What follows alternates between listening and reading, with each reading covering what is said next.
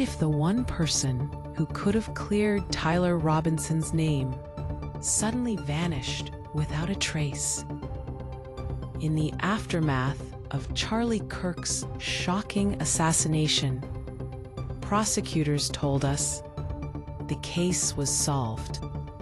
The shooter had been caught, the weapon recovered, and justice was on the way.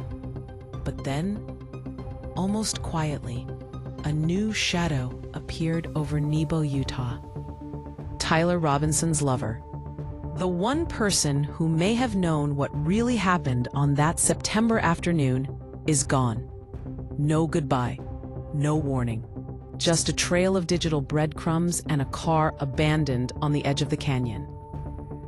And as we dig deeper, we uncover whispers of federal memos, corrupted surveillance tapes, and a theory that could flip the entire case upside down. Tonight, we follow the trail of a missing witness, a grieving town, and a set of clues that may finally expose whether Tyler Robinson acted alone, or whether we've been fed a story that was never meant to be questioned.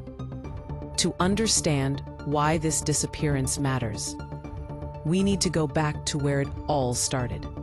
September 10th, 2025. It was supposed to be just another speaking event at Utah Valley University.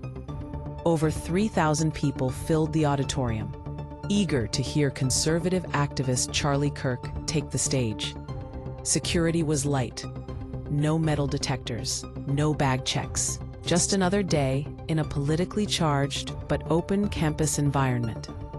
At exactly 12:23 p.m., a single gunshot rang out. Kirk collapsed in front of the crowd, cameras capturing the chaos in real time.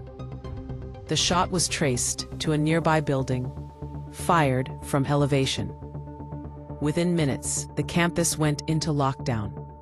Investigators moved quickly.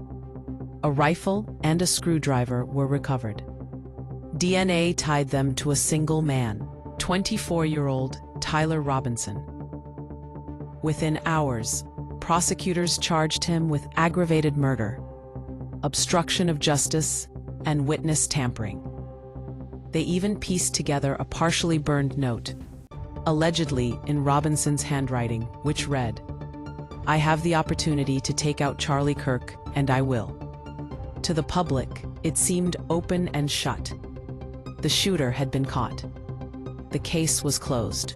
But behind the scenes, another story was unfolding, one that prosecutors never mentioned, and one that has now thrown the entire case into question.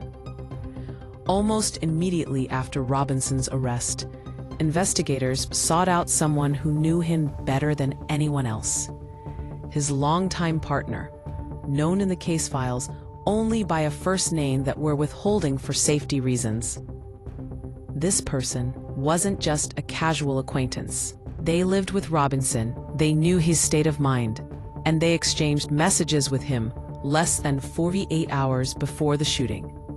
Their testimony could have given jurors a window into what Robinson was thinking, who he was meeting with, and what his true intentions were that day. But here's where things get strange. Before they could testify, they disappeared. The last confirmed sighting was in Nebo, Utah, a quiet, rural town just miles from Robinson's family home. Locals saw them filling up at a gas station. They paid in cash. They looked nervous. And then, nothing.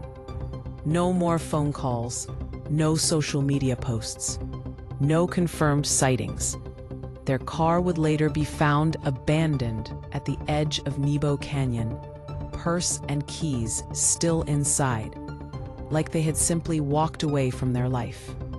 So now we have to ask the question no one in power seems willing to touch. Did this witness vanish by choice, or did someone make sure they would never take the stand?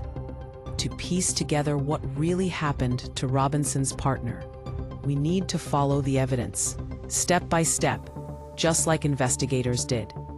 Here's what we know about the timeline. September 28th, 2025, they sit down for a voluntary interview with local police. Notes from that interview, later leaked, suggest they were emotional but cooperative, confirming they spoke with Robinson by phone 2 days before the shooting. September 30th, a confidential subpoena is issued for their phone records and cloud backups. The language on that subpoena is key. It specifically mentions corroborating evidence of premeditation. In other words, prosecutors were already building a case that Robinson's actions were planned. October 2nd, the last confirmed sighting. A gas station camera captures them purchasing fuel near Nebo Canyon. They pay in cash. Investigators say this is the last time anyone saw them alive. Hours later, their phone pings one last time at 10:41 p.m. in the canyon. Then it goes dark. On October 3rd, their car is discovered abandoned. Doors unlocked, purse and keys still inside.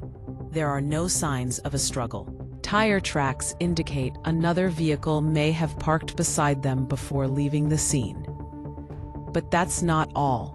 What investigators found in their cloud backup is perhaps even more chilling. Recovered were several unsent draft messages addressed to Robinson's legal team. In one, they write about a Tuesday plan gone wrong and reference a second shooter. These drafts were saved but never sent. And then, mysteriously, their account was remotely wiped 3 hours after the last phone ping. Local witnesses reported seeing a dark SUV idling near the canyon road that night. Another neighbor says they saw 2 men in dark jackets knocking on the witness's door earlier that day. When asked, police said they had no record of those visitors. And here's where things take an even stranger turn.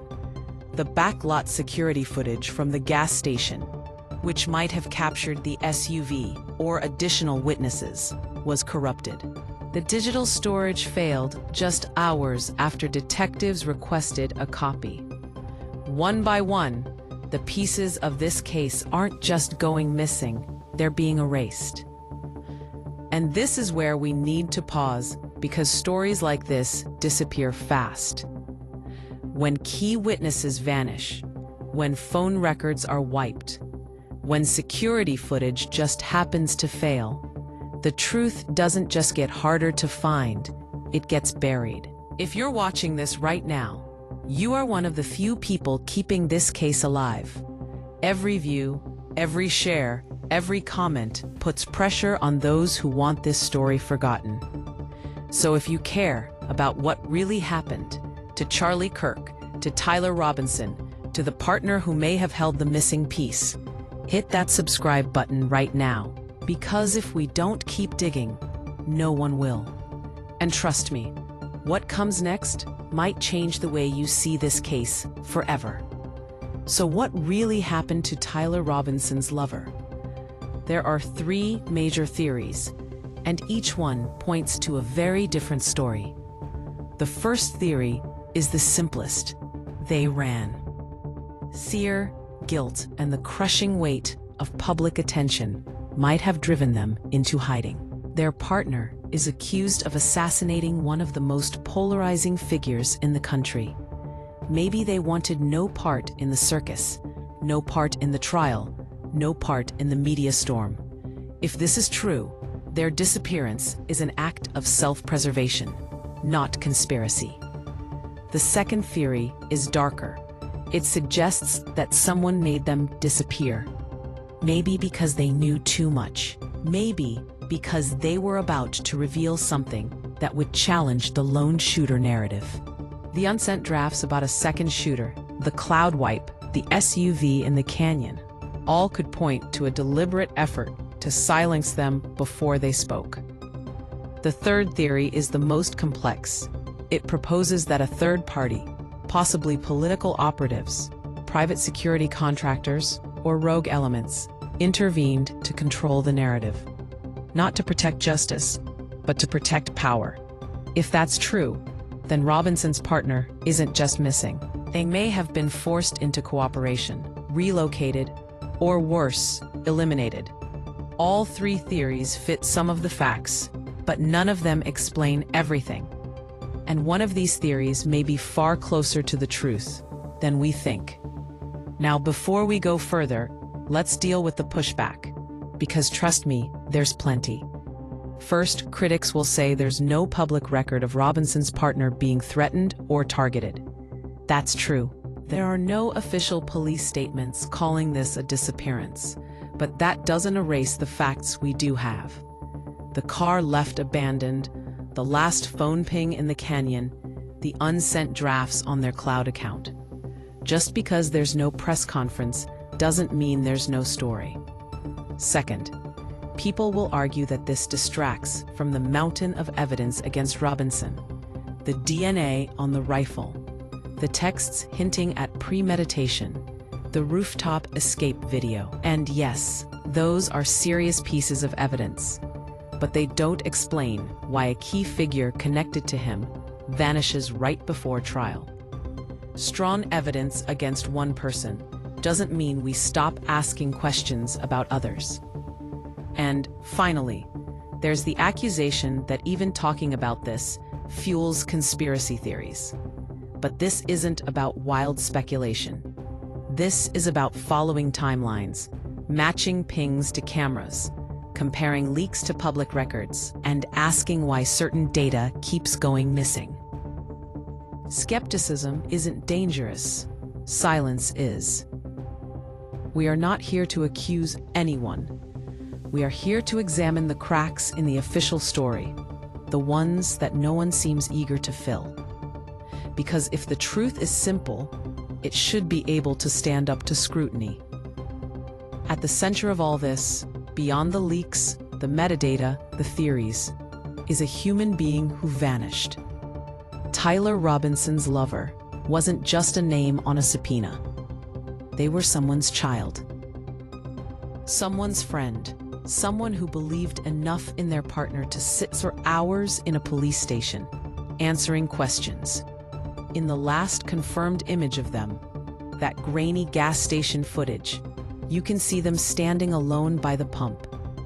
No security detail, no reporters, no crowd.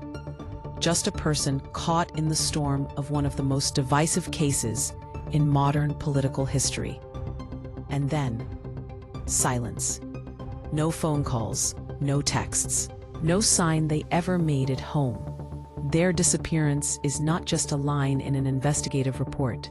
It's an open wound.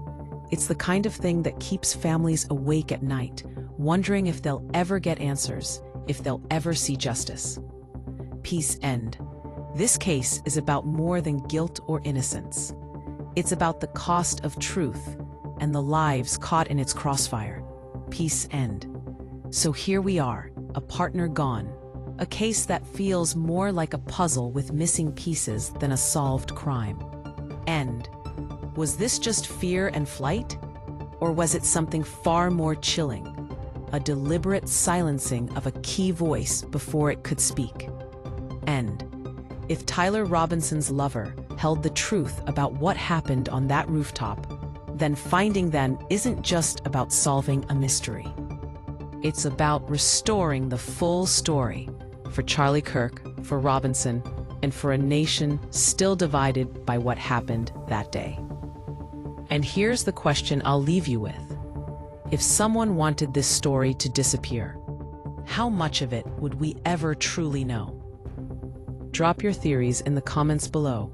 Was this a disappearance, a cover-up, or something even bigger? I read every single one. And if you want to keep this story alive, hit subscribe right now, because we're not done digging. And trust me, what we uncover next might change everything.